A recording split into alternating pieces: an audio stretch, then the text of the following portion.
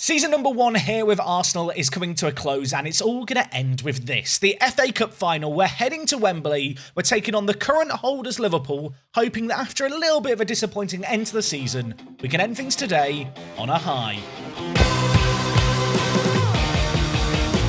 Yes folks, how is it going? And welcome back to the Arsenal Let's Play. Today is the end of season number 1. If you missed last episode, end of season roundup, you should go watch it. 4 matches live today. We have the FA Cup, we're going to talk about our squad planning for next year, we're going to have the season review, and we're also going to take a look at the new manager timeline feature.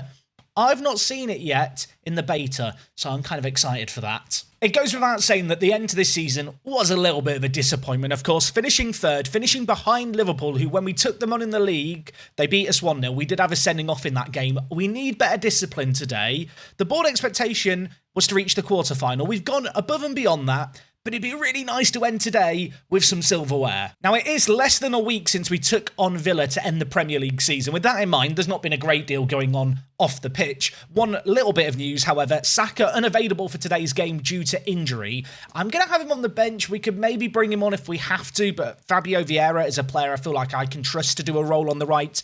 Elsewhere, Gabriel suspended for this game. That, of course, because, well, last time we took on Liverpool, he got sent off as we lost 1-0. I don't think the rest of the team looks too out of the ordinary, of course. Martinelli, Odegaard and Jesus going to start in the final third. Partey and Barreiro,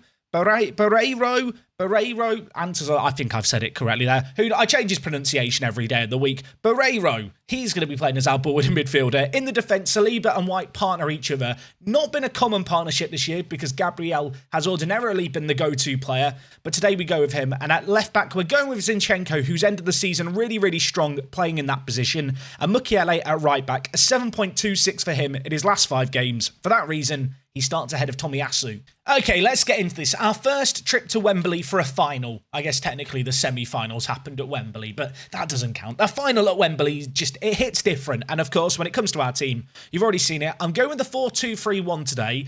Not anticipating Liverpool to play with a centre attacking mid. With that in mind, I don't feel like the defensive midfielder is perhaps quite as necessary. Of course, depending on how this game plays out, we might look to change things a little bit. But I want to show some faith in our players. In terms of the Liverpool team, Salah in the team, of course, he wasn't around last time we played them. Elsewhere, Van Dijk not in the defence today. Maybe we can look to exploit that as we have a set piece early. Saliba, back post header, Alisson turns it round the post.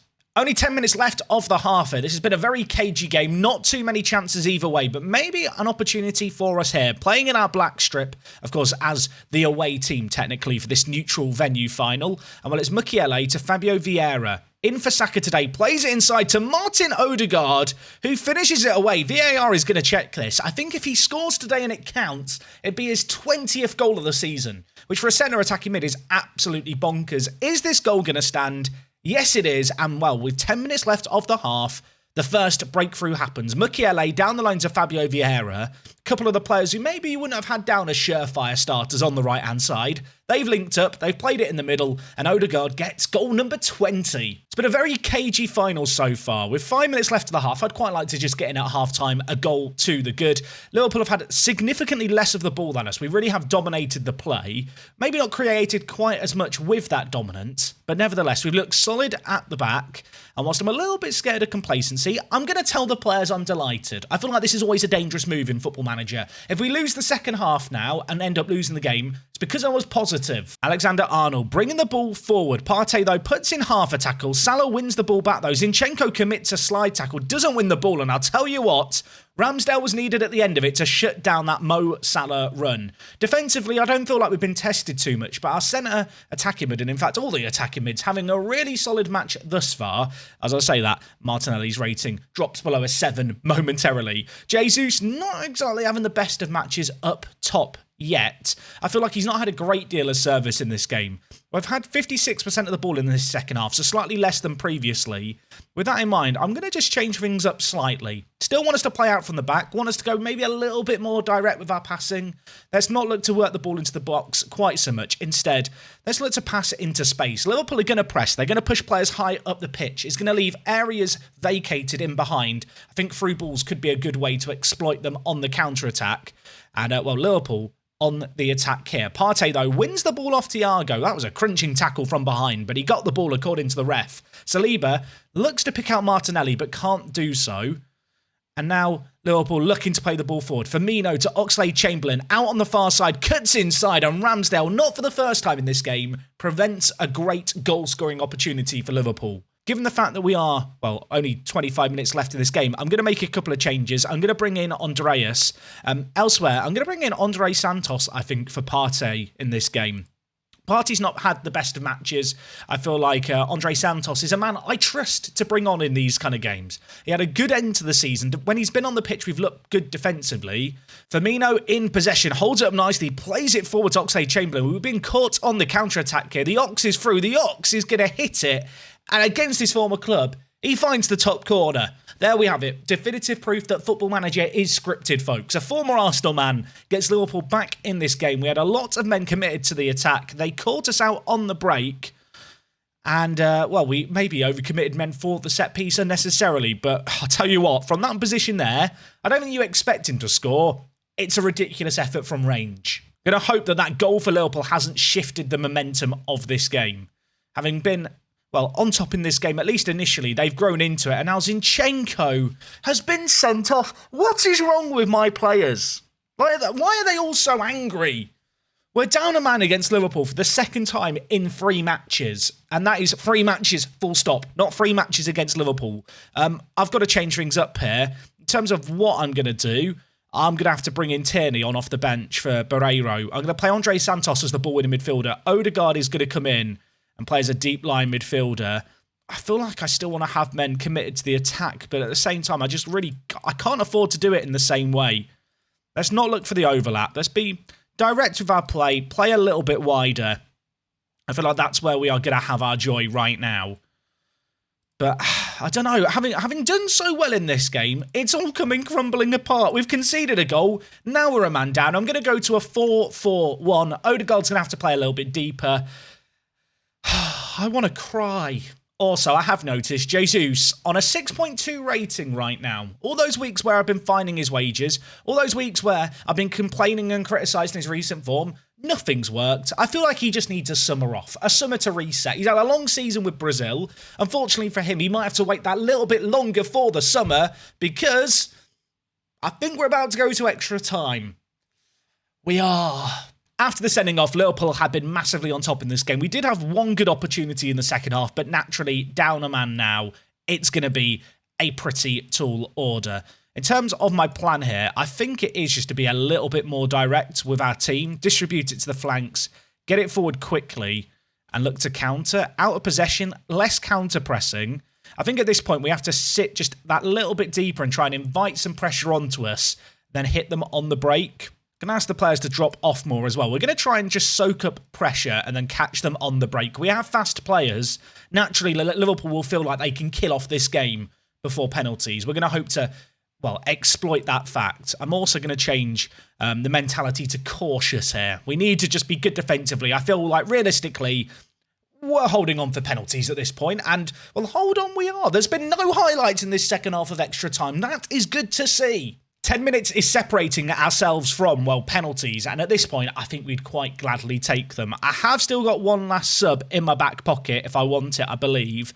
I'm going to bring in Saka for Vieira, and, well, Saliba's on a booking. You know what, dear Kaibi, you can come on too. Of course, we get a few extra subs, trying to get some fresh legs in just across the pitch. Is there to be a late chance for either team here? Doesn't look like it. We've successfully survived for the shootout. I'll level with you. We don't have the best penalty takers in the world. Saka, one of the better ones. Of course, he's never bottled it ahead of a penalty shootout, so I'm sure it's going to be fine. Apparently, Dear Kaibi is anxious ahead of the penalty shootout. You know what? I don't want to see that. I'm going to move Zinchenko up the order. Why is Zinchenko not in the list? Zinchenko, oh, it's because he got sent off. He's shown here as being a positive ahead of it. He's been sent off. I'm so angry. I don't want Dear Kaibi to take the 5th penalty if he's anxious. So we're going to give Mukiele it. He's not the best penalty taker, but he's a composed individual. I love the fact the game shows Zinchenko on the list. Forgot what he'd done to me for a second. Okay, penalty shootout time. What can we do here? First effort, first goal. I'm on direct to camera. The way that camera cut there, couldn't actually see what the goalkeeper was doing. James Milner's now going to take one for Liverpool. Can he score? He can. It's 1-1 after a penalty each. And while I'm feeling the nerves, is Andreas feeling the nerves? He finished third in the Wonder Kid top 50 list. Can he find the back of the net? Why can I not see the goalkeeper? He's going to score. You know what? I'm changing the camera. Firmino is going to step up. Can he score for Liverpool? He can. 2 penalties each. 2 goals each. Saka for us. Doesn't have the best record with penalties at Wembley. And he's missed another. Alisson saves it. Oxlade-Chamberlain, our former man, he's already scored against us once. Is he going to score against us in the shootout? All eyes on Ramsdale. Can he make a stop? He can't. Liverpool 3-2 up, 2 penalties left. Martin Odegaard, Captain Fantastic. The Norwegian steps up. He misses. And while Liverpool just now have to score one of their last 2 penalties to cap off what for us will have been an absolutely disastrous season. It's Harvey Elliott stepping up next. Ramsdale, can you provide some heroics? No, he can't. We lose the shootout. I feel like we battled so bravely. I felt like we did so well. But at the end of the day, it just wasn't quite enough. Liverpool are going to win this game. They win 1-0. Look at this new trophy pedestal. I'm not sure if I'm a fan or not. You guys can let me know what you think of the new design. Is that rust on the stand? You'd think they could get a non-rusty stand. Anyway, it's a bloody disaster. Liverpool have won 1-1. I don't want to watch the confetti fall, but I'm going to watch it because might be a bit different to how it's been in previous FMs. Well done, Liverpool. You've won. I'm going to go have a cry. In some ways, I feel like that defeat really sums up the season quite nicely. So close, yet so far. Self-inflicted pain, self-inflicted red cards throughout the year, bottling leads that we had. I mean, it's just got quite a fitting way to end it all off. We get £1 million for winning it. That doesn't even matter, does it? We've lost the FA Cup final. I don't care. Get me out of here. I'm disappointed too, Steve. I'm disappointed too. Okay, we have got the end of season review here at Arsenal for the 22-23 season. On the whole, I don't feel like it's been that bad of a year. Yes, it's been a bit disappointing in certain aspects, crashing out the Europa League, but getting Champions League football, making it to a cup final. There's some reasons for optimism for sure. In terms of our signing of the season, it was given to Andreas. He had a really good impact, the Norwegian left-hand-sided player. Broke into the national team, really, I feel like, blossomed under Odegaard's stewardship. Very interested to see how he gets on in the kind of coming years. Elsewhere, the likes of Mukiele and Diakaibi also put in some pretty good performances when called upon. You can see between them, they played a significant amount of football for squad players, and when they did play, they played rather well. So board confidence after everything that's happened, well, a B in the Premier League, an E in the Europa League, we'll just pretend that isn't a thing. FA Cup, a C+, Carabao Cup, we got knocked out by Sheffield United, and somehow that's a C+. I don't understand. In terms of the club's financial update, of course, we can't see previous finances. In future years, we'll be able to get a better vibe on how we're doing. Naturally, we were in the Europa League, but the money you get from that isn't too comparable to the Champions League. Because we've managed to finish top 4, hopefully that's going to allow us to invest a little bit more in the squad in the years to come, especially if now we can cement ourselves as a regular top 4 fixture. I did win Manager of the Month on 3 occasions. It's a shame that we just didn't have consistency as a club throughout the year. You can see Saka won Young Player of the Year and Fans Player of the season. Andreas, as we've already discussed, got Signing of the Season. Smith Rowe got Goal of the Season. I already know what goal that was. We showed it in a previous episode. Saka got 14 assists. Jesus got 25 goals. Martin Odegaard, 10 Player of the Matches. That is bonkers. And now we have the dynamic manager timeline. I don't know how this feature is going to play out in coming years, but you can see here, obviously, we joined the club, invested some money in the likes of Andreas and Viagra, players who are hopefully going to come good over time. Lots of young players bought when you actually look at it. Andre Santos, of course, also added to the team. And then Paul Brown, new youth intake, joined the club.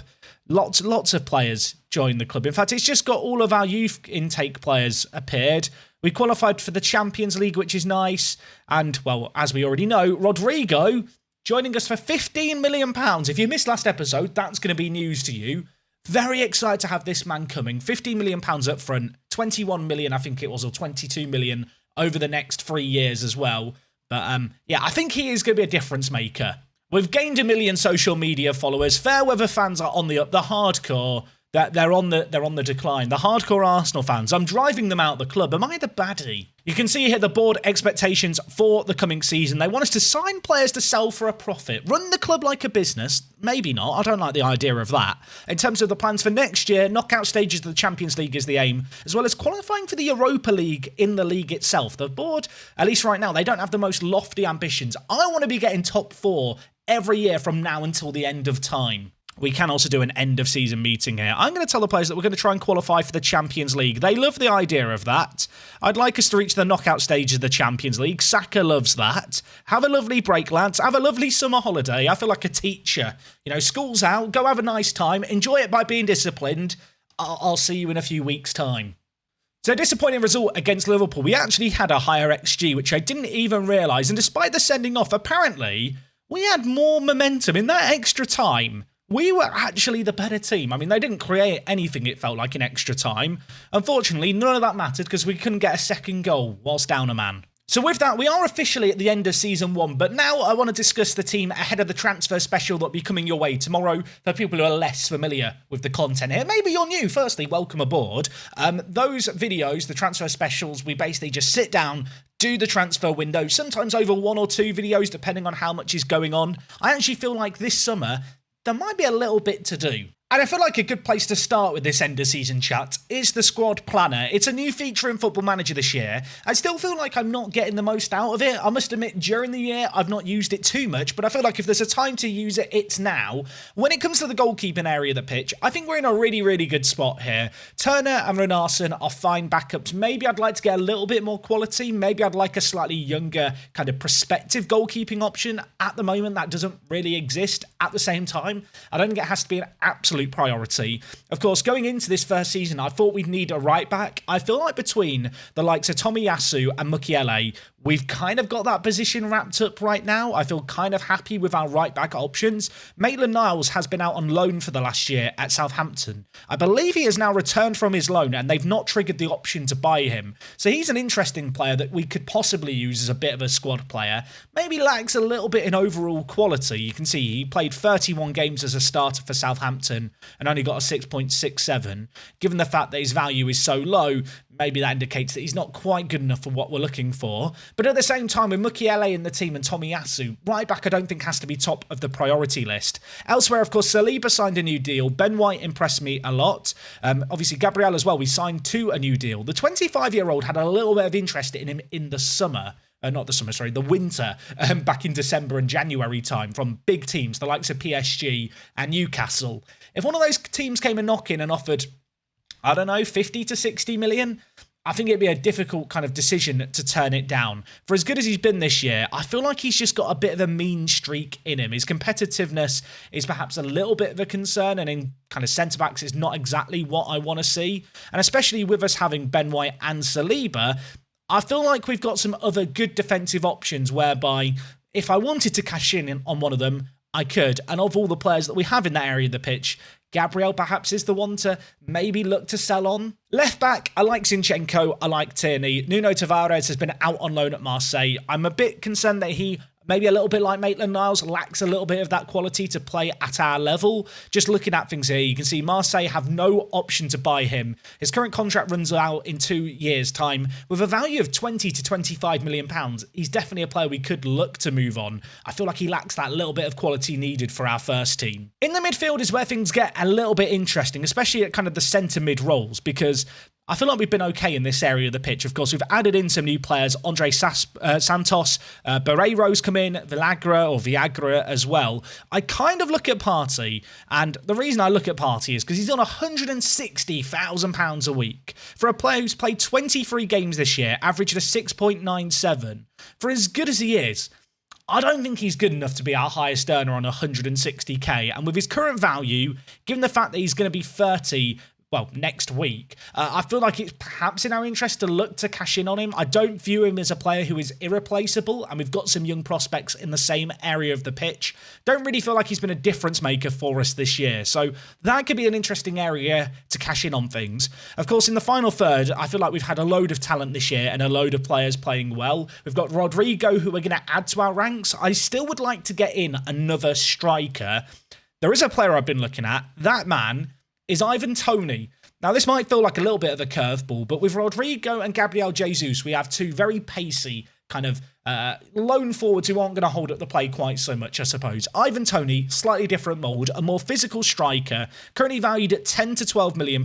Of course, homegrown in nation, which is a little bit useful for us. And because Brentford have just been relegated, he's available for a very, very modest fee. And in a Brentford team that, let's be honest, didn't do very well this year, he was able to get 12 goals. And with a little bit more service, given how consistent he is, given his good, important matches, I do think he could be a pretty good addition to our team. So based on that chat, and given the fact that I think Partey and maybe Gabriel could be players that we cash in on, this is how I envision our team to start next season as things stand. Of course, I think this summer, getting Champions League football, it's going to open up the opportunity to maybe sign some really high-quality players. That said, I don't feel like there's any part of the first team that I look at and think, oh my word, we have to go and spend £50 million there, otherwise it's going to be a massive problem. I actually really, really like the overall balance of our team. This is a squad that I think we could field if we were to get rid of the likes of Gabriel and Thomas Partey, two players who I think are somewhat dispensable and players that we could get some really good money for. In terms of bench options, of course, Rodrigo could be added to this list. Rodrigo debatably might start ahead of Martinelli out on the left-hand side. I feel like this year Martinelli's development started really well, but it did slow down a little bit as the season went on. And I think when you compare the two players here, you can see they kind of offer slightly different things. Rodrigo's more technical. Martinelli is I think a more kind of exciting player to bring on off the bench against tiring opposition with his determination, with his great speed, physicals, and just his a bit more aerial presence. As a sub option, I think he can offer that little bit more. I love Rodrigo's finishing and I love Rodrigo's technicals. I think they could serve us really, really well going forward. Ultimately, a bit like this year just gone, I want to have a team that has so much quality we can be a bit fluid with our team selection. I don't want to have a starting 11 that I look at and go, you are way better than the rest of our squad. I want to have maybe 18 to 20 players at our disposal, all of which I feel like I can call upon. So beyond the likes of Partey and also Gabriel, who I might look to cash in on, if there's not interest in them, we don't have to sell them, of course. There's the likes of El Neni, who actually is on his way out the club. We've had a £7.5 million bid from West Ham. He didn't play nearly enough for us this year. I feel like we've got better players in his area of the pitch, so cashing in on him before he runs down his contract is just sensible. But elsewhere, there is the likes of Reiss Nelson, who is also potentially on his way out the club. A £15 million bid from Villarreal, I think, is a bit too good to refuse. If we just compare Reiss Nelson with Rodrigo, bear in mind, Reiss Nelson is leaving for 15 million. Rodrigo has cost us 15 million at least this first year. It's a massive, massive upgrade right away. And beyond that, one other player who I'd quite like to cash in on is Nketiah. I guess there's still that big question mark as to, is there interest there? Besides that, there are players I would like to promote from the youth team as well. I look at the likes of Walters, who could be an interesting option, maybe a year too soon to look to promote him, really. In terms of players with real ability right now, I look at Charlie Patino as a player who could come in and be a useful little squad option for us in the centre of the midfield. The 19-year-old has spent the last year out on loan at Blackpool. We gave him a new contract recently. I'm very keen to see him continue to develop. Maybe he's just a little bit too far away from the first team, but definitely someone to have on our radar. I already talked about Tavares. We have got Nicola Pepe coming back from his loan as well, assuming that Nice don't have an option to buy him, which they don't, given the fact that he's valued between 27 and 33 million pounds. He's another man that we could certainly look to cash in on. I can definitely see a world here where, well, we have a current transfer budget of 64 million. If we sell on players a free-up wage budget in the right area, we could end up with a transfer budget of close to 200 million pounds. And then things start to get quite interesting. So like I said, Rodrigo's coming in. I think we need another striker, a bit of a plan B. Ivan Toney is a man on my radar. Maybe we'll make a move towards him next episode. Elsewhere, I'd quite like to get in a young, exciting centre-back, someone who's maybe in their late teen years, but someone who could come in, be a fourth or fifth choice option. Besides that, maybe a versatile left-back / right-back player. We have Tierney and Zinchenko at left-back. We, of course, have Mukiele and Tomiyasu at right back. Maybe Maitland-Niles is that man to play either side, but I do feel like we can maybe go a little step above that. Anyway, that is where my head's at with our current squad. I think a lot of it is going to hinge on bids that we get, players that we could possibly move on, all of which we'll find out more about tomorrow. I hope you've enjoyed season number 1. I hope you enjoyed this little chat at the end, just discussing where my head's at with regards to the current squad. Let me know with my team, Are the players I'm overrating? Are the players I'm underrating? What positions would you be addressing? I always do enjoy reading different thoughts and opinions on how you guys play Football Manager down in the comments. And besides that, thank you for hanging out with me. I hope you've enjoyed Season 1. Hope to see you tomorrow. And until then, it's me, Jack. I'll talk to you on the next one. I'm out.